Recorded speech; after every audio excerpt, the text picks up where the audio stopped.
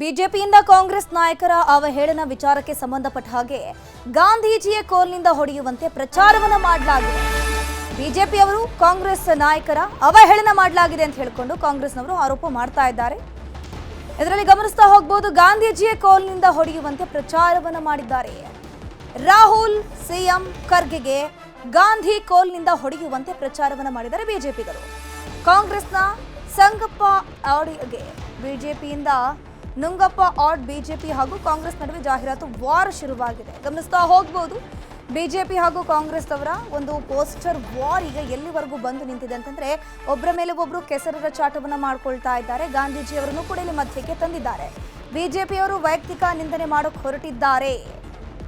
ಹೀಗಂತ ಜಾಹೀರಾತು ವಾರ್ ಬಗ್ಗೆ ಕಾಂಗ್ರೆಸ್ನ ಶಾಸಕರು ಮಾತಾಡ್ತಿದ್ದಾರೆ. ಉದ್ದೇಶಪೂರ್ವಕವಾಗಿ ಹಿಂಸೆ ಮಾಡುವುದನ್ನು ತೋರಿಸಿದ್ದಾರೆ. ಪ್ರಿಯಾಂಕ್ ಖರ್ಗೆ ಗರಂ ಆಗಿದ್ದಾರೆ.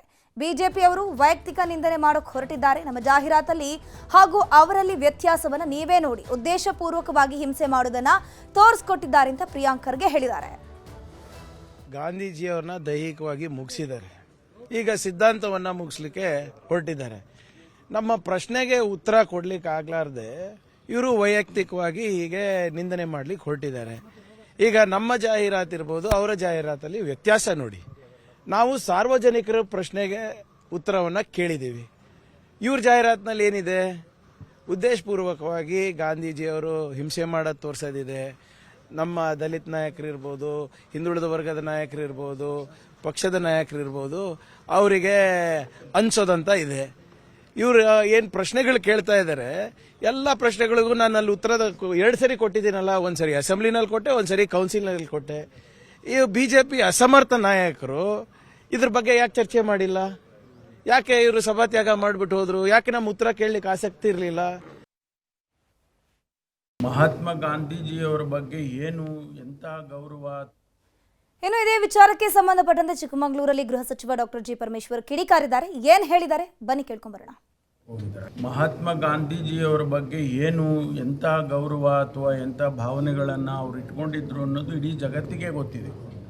ಈಗ ಹೊಸದಾಗಿ ಏನೋ ಮಹಾತ್ಮ ಗಾಂಧೀಜಿ ಬಗ್ಗೆ ಮಾತಾಡಕ್ಕೆ ಹೋಗಿದ್ದಾರೆ. ಅಷ್ಟು ಒಂದು ಗೌರವ ಇರೋದಿದ್ರೆ ಮಹಾತ್ಮ ಗಾಂಧೀಜಿ ಹೆಸರನ್ನು ನಾವು ಉದ್ಯೋಗ ಖಾತ್ರಿ ಯೋಜನೆಗೆ ಇಟ್ಟಿದ್ವಲ್ಲ, ಅದನ್ನು ಯಾಕೆ ತೆಗಿಯೋಕೆ ಹೋದ್ರು?